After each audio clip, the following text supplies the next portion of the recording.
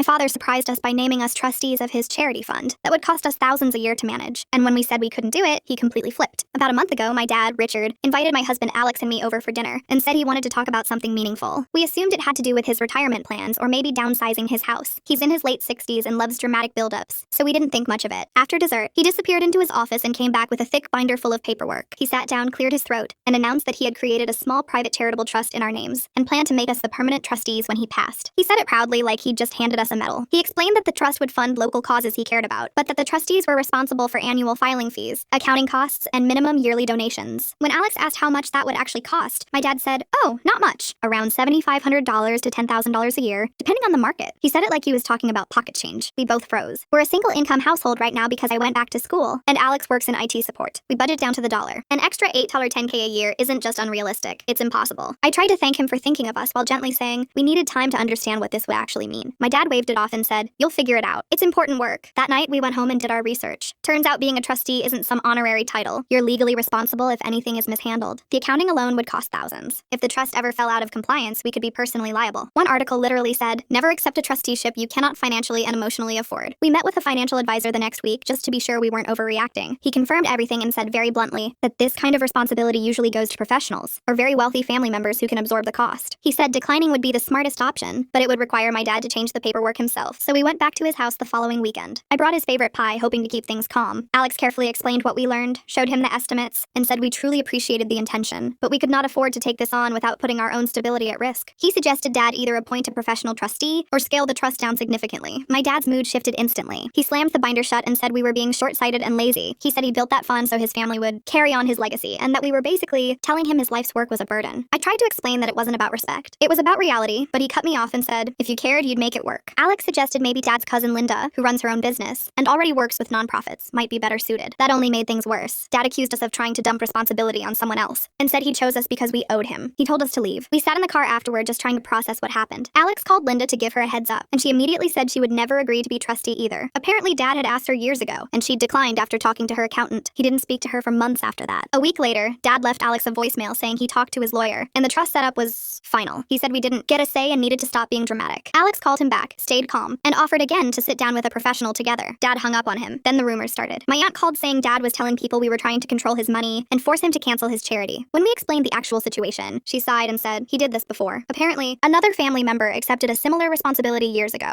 and ended up thousands in debt before backing out and causing a huge family rift. Now we're stuck waiting, hoping he cools down enough to reconsider. But the truth is, being handed something that looks generous but functions like a financial trap isn't a gift. It's a liability. And no matter how much he insists it's an honor, we're not willing to sacrifice our future to protect his pride.